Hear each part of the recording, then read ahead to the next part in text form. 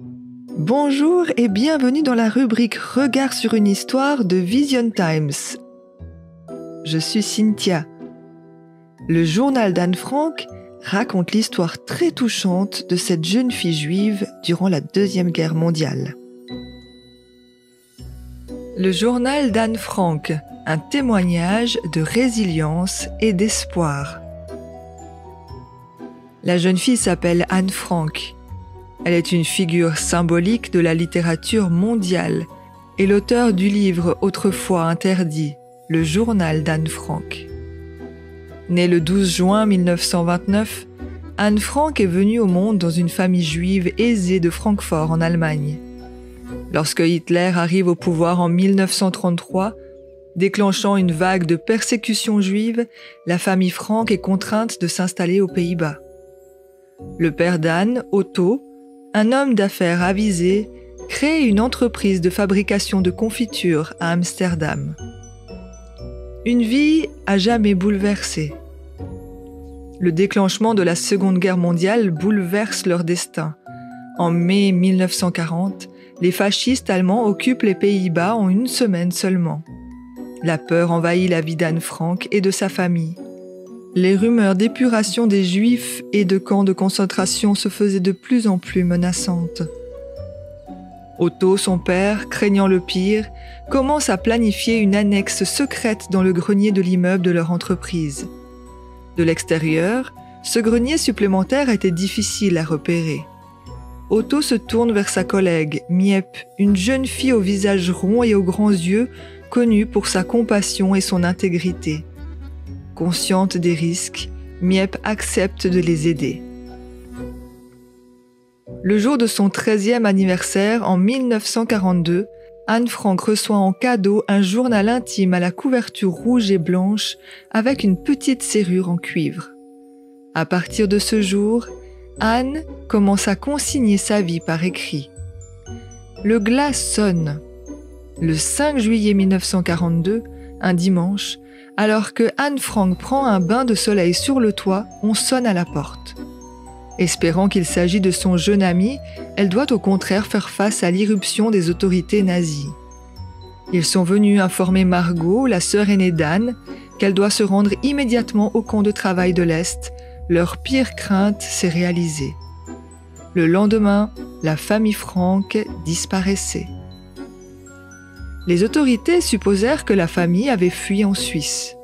En réalité, ils n'osèrent pas s'embarquer sur cette route périlleuse, où ils risquaient d'être capturés ou tués. Au lieu de cela, ils commencèrent à se cacher dans l'annexe secrète, où Anne Frank avait apporté son journal bien-aimé. Ils y resteront 2 ans. 8 personnes, dont certains amis juifs d'Otto, finirent par vivre dans cet espace restreint. Des règles strictes étaient appliquées pour assurer la sécurité, comme chuchoter, ne pas utiliser d'eau pendant la journée, porter des chaussettes pour étouffer les bruits de pas et ne s'aventurer dans le bureau qu'après les heures de travail pour écouter la radio. Leur lien avec le monde extérieur était coupé par une lourde bibliothèque équipée d'un mécanisme rotatif. Miep et quelques collègues fiables étaient leur bouée de sauvetage, leur apportant de la nourriture. À travers le journal d'Anne Frank, son propre monde est un témoignage de résilience.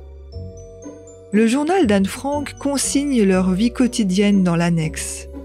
Comme une graine germée écrasée par un rocher, sa croissance était limitée. N'ayant aucun moyen d'entrer en contact avec le monde extérieur, son seul moyen de croissance était le développement et la maturation de son monde intérieur. Elle nomme son journal Kitty et s'y confie quotidiennement.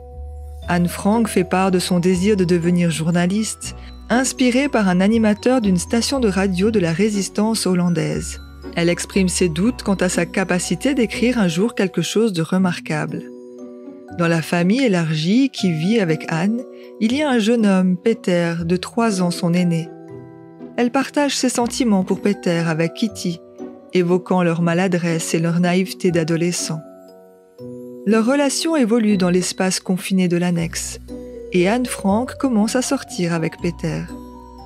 Au milieu du flot constant de nouvelles sinistres à la radio sur les Juifs, les camps de concentration et les chambres à gaz, Anne, jeune fille joyeuse, n'a jamais perdu espoir, même le jour où la Gestapo vint inspecter le bureau. Un jour, elle entendit une émission de la British Broadcasting Corporation exhortant les habitants des territoires occupés à écrire des journaux et des articles pour consigner la véritable histoire de cette période sombre et dangereuse, aussi sinistre soit-elle.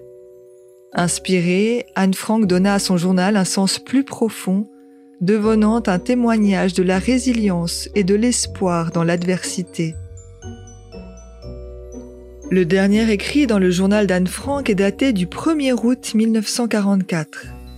À cette époque, aux Pays-Bas, les occupants allemands avaient mis en place un système offrant une prime de 40 florins néerlandais à toute personne dénonçant un juif. L'endroit préféré d'Anne Frank était près de la fenêtre, le monde réel n'étant qu'à une épaisseur de vitre de distance. Elle aimait observer le marronnier qui changeait au fil des saisons, de la floraison à la fructification, puis à la perte de ses feuilles, et enfin au renouvellement de son cycle de vie. Ces rythmes naturels reflétaient l'ardent désir de vivre d'Anne. Elle appréciait également le son des cloches de l'église, qui lui procurait un sentiment de calme et de proximité avec Dieu. La fin du journal d'Anne Frank, mais sa destinée est restée entre de bonnes mains. Le 4 août, sur la base d'un renseignement anonyme, la Gestapo ouvre la bibliothèque qui dissimule l'entrée de l'annexe secrète, arrête Anne et tous ceux qui se cachent avec elle, et les déporte vers les camps de concentration. Après le rafle, Miep trouve le journal d'Anne au milieu du désordre qui règne dans l'annexe. Lorsque Otto Frank, seul survivant de sa famille, revient à Amsterdam après la guerre, Miep lui remet le journal toujours fermé par son petit fermoir en laiton. Otto ne l'ouvre pas tout de suite, attendant le retour de sa fille. Otto finit par recevoir la terrible nouvelle.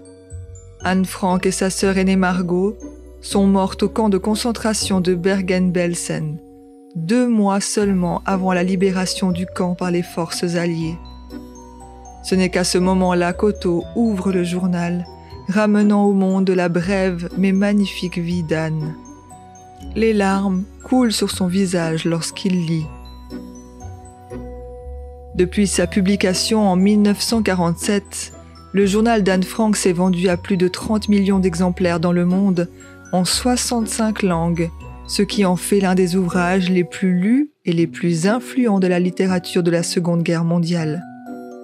En 2009, le journal d'Anne Frank a été inscrit au registre Mémoire du monde de l'UNESCO en tant que document exceptionnel de la mémoire historique.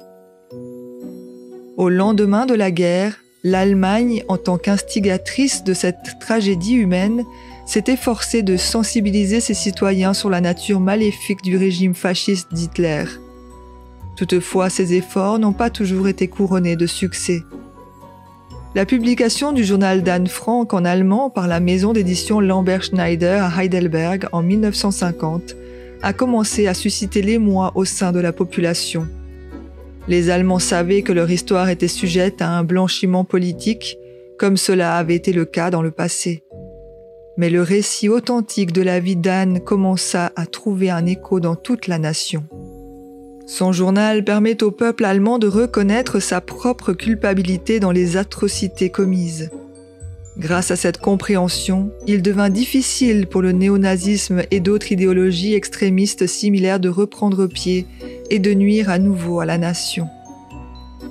L'héritage d'Anne Frank, un appel permanent à la vigilance.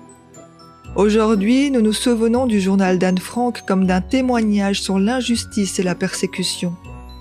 Ce n'est que lorsque chaque Anne dans le monde relatera son expérience que nous pourrons espérer nous éloigner, nous et les générations futures, de telles atrocités.